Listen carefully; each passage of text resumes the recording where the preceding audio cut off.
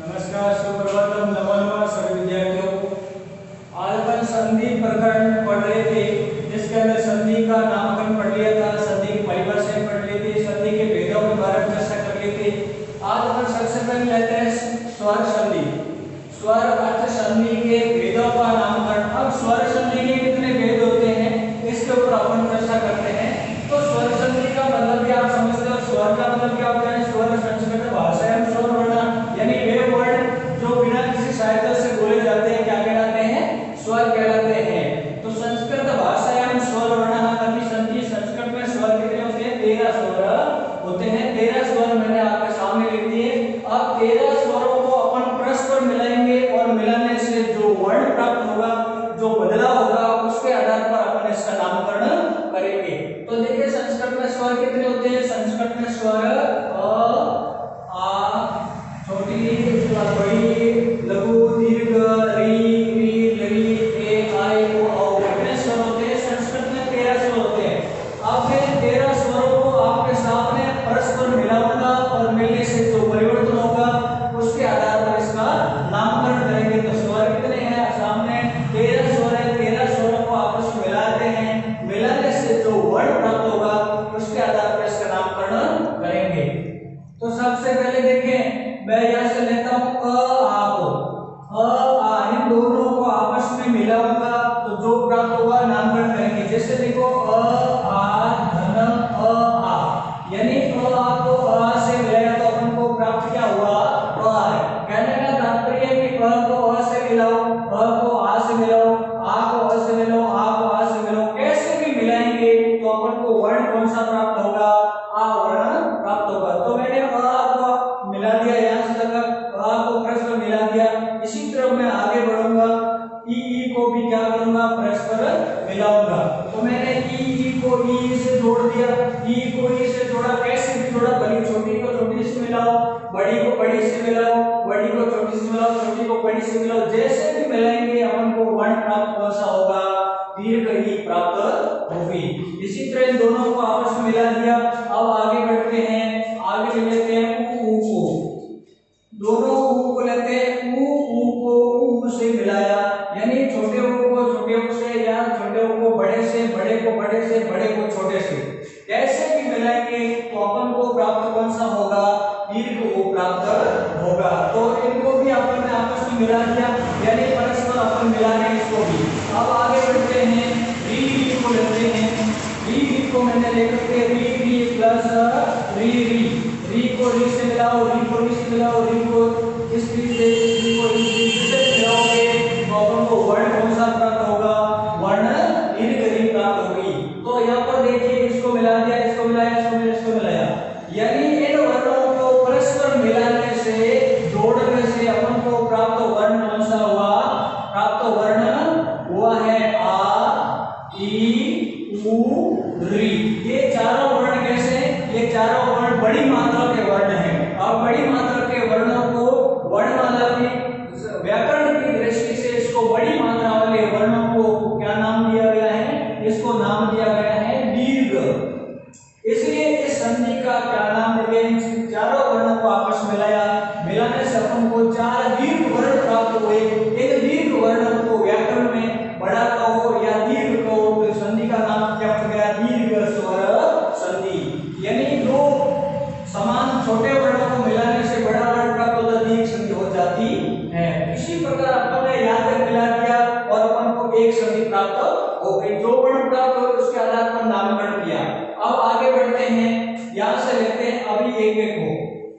अब मैं क्या करूंगा? अ आ को प्रश्न मिला दिया। अब मैं अ आ को लेकर के किससे मिलाऊंगा? अ आ को लेकर के ई से मिलाऊंगा।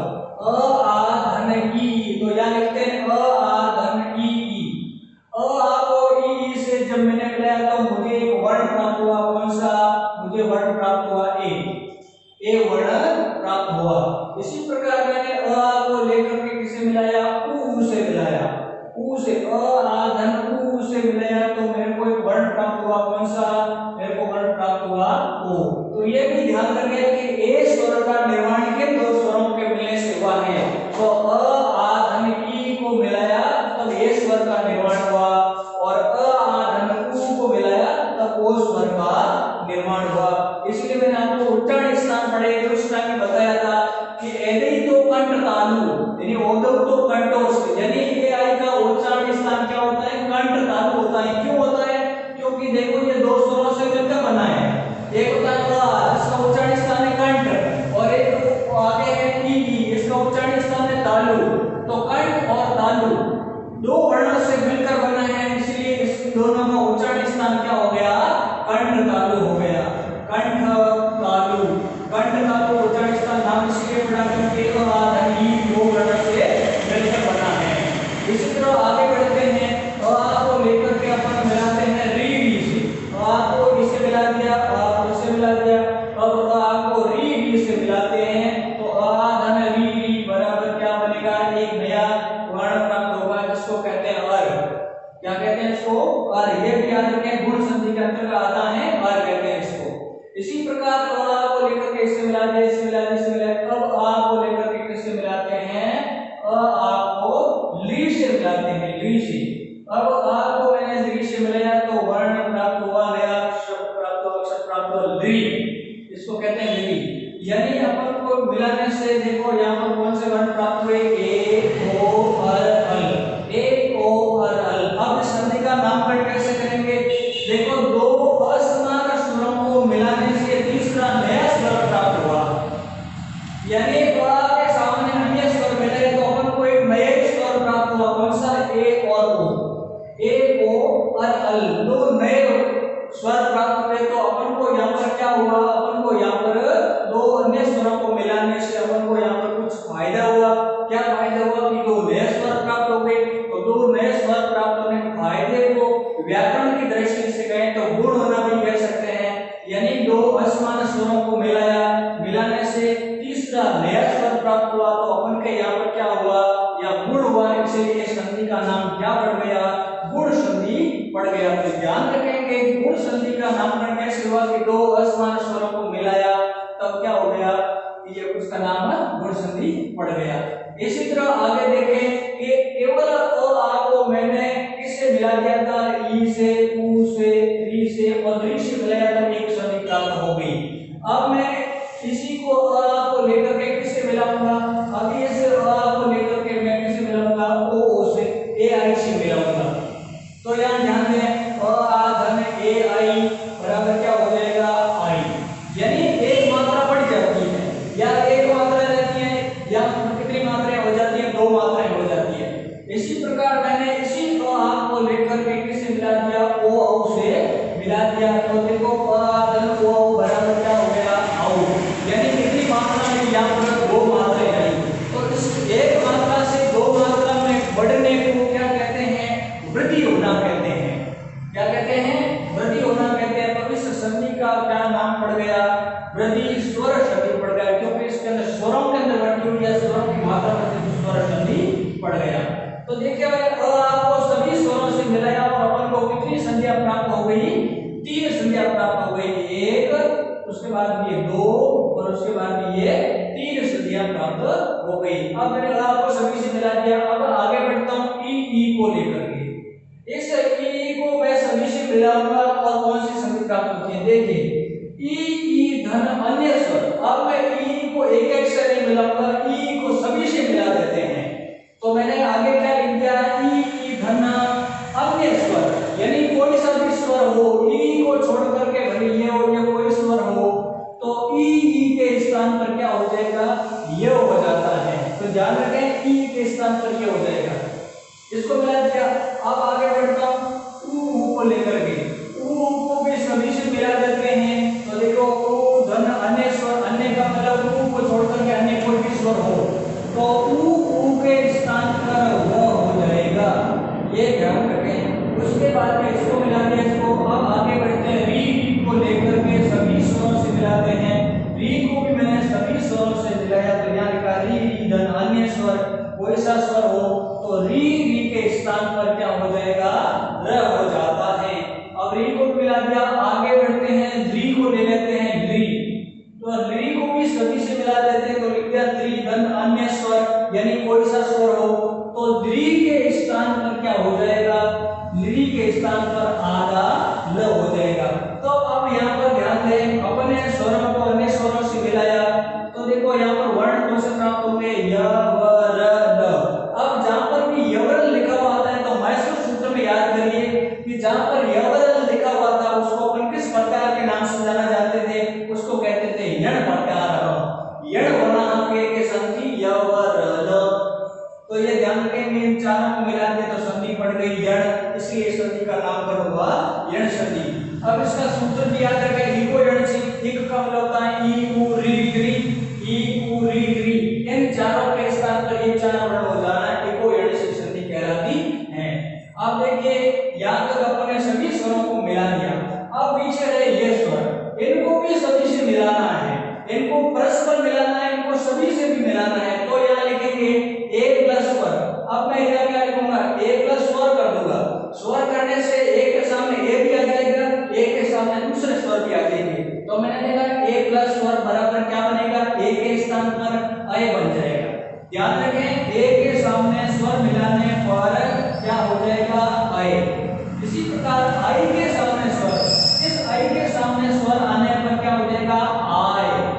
ओ के सामने कोई स्वर आएगा तो ओ के सामने स्वर आने पर हो जाता है औ, और औ के सामने कोई स्वर आएगा तो क्या हो जाएगा, आओ। अब देखिए इस संधि का नामकरण कैसे करेंगे, नामकरण ऐसे करेंगे, चारों वर्ण एक जैसे हैं, अय आय औ आओ, तो अपन एक वर्ण लेकर के पीछे लिख देते हैं आदि, तो संधि का क्या नाम पड़ जाएगा, अय आदि। तो मैंने पहला वर्ण क्या लिया, अय, पहला वर्ण मैंने ले लिया अय, और पीछे मैंने क्या लिख दिया, आदि। अय आदि का मतलब अय के जैसे और भी, अय आय औ आओ, तो इस संधि का नाम क्या पड़ेगा, अय आदि संधि। इसको आप अय आदि पढ़े, अय आदि संधि पढ़े तो याद रह जाएगा, अय आदि का मतलब अय आय औ आओ। इसलिए इसका सूत्र होता है एचो अय वाया वह, एचो अय वाया वह, इस संधि का नामकरण हो गया। तो इसी तरह देखिए अभी आपके सामने 13 स्वर हैं, 13 स्वरों को मैंने परस्पर मिलाया, एक दूसरे से मिलाया, जो वर्ण प्राप्त हुए उस वर्णों के आधार पर मैंने क्या किया, नामकरण। अपनी मनमर्जी से यहाँ पर कोई नामकरण नहीं किया है, जैसा संधि का नाम है वैसे उसके अंदर नियम है। तो ये याद रखें, आप स्वरों को आपस में मिलाएं और मिलाने से जो वर्ण प्राप्त होगा उसके आधार पर ही नाम याद रखें। सीधे शब्दों को नाम से संधि याद हो जाती है, दीर्घ का मतलब बड़ा, गुण का मतलब होता है कि दो अन्य स्वरों को मिलाने से नया, और उसके बाद में वृद्धि का मतलब होता है कि दो मात्रा, उसके बाद में तीसरा याद रखें यण का मतलब होता है यवरल, एक के स्थान पर यण, और अयादि का मतलब होता है अय आदि, यानी चारों के स्थान पर अय आय औ आओ। इसी तरह से ये अपन को स्वर संधि के कितने भेदों का नामकरण अपने कर लिया, 5 भेद यहाँ पर अपने पढ़ लिए हैं, 2 और हैं, उसका मैं अलग से थोड़ा तरीका है वो आपको बता रहा हूँ। इसी प्रकार अगली संधि देखें, 5 संधियां अपने स्वर मिलाने से कर लिया। अब ये 2 संधि है, इसका थोड़ा सा अलग से नियम है। तो यह इसका सूत्र देखें, एड़ पदांता रति, एड़ पदांता रति, यानी एड़ का मतलब होता है ए ओ, एड़ का मतलब होता है ए ओ, पदांता यानी पद के अंत में अर्थ, पद के अंत में अर्थ, यानी किसी पद के अंत में ओ हो तो अ का उग्र रूप हो जाता है। केवल यही इसका नियम है कि ए ओ के बाद में अ आने पर सीधा अ का क्या कर दो, उग्र कर दो। ये तो देखिए जैसे यहाँ लिखा है ग्रामे जनस्मिन, यहाँ पर ए की मात्रा और यहाँ ओ की मात्रा, और आगे सीधा अ है तो अ को किस में बदलना है, उग्र में बदलना है। ये इसका नियम है, ए ओ के बाद में अ आने पर अ का उग्र कर दो, ये इसका नियम है। इसी प्रकार अगले 7वीं संधि है पररूप संधि, इसका सूत्र है एड़ी पररूपम। अब एड़ी का, एड़ का मतलब क्या होता है, देख लो, ये एड़ का मतलब होता है ए ओ, तो यही बात यहाँ बता रही है ए ओ, यानी ए ओ पर ए ओ का एड़ी पररूपम हो जाता है। अर्थात आकारांत उपसर्ग के बाद, अकारांत उपसर्ग के बाद एक और स्वर युक्त कोई धातु आए तो पूर्व आकार का लोप करके शब्द का निर्माण किया जाता है। यानी उपसर्ग युक्त, जैसे प्र और उ,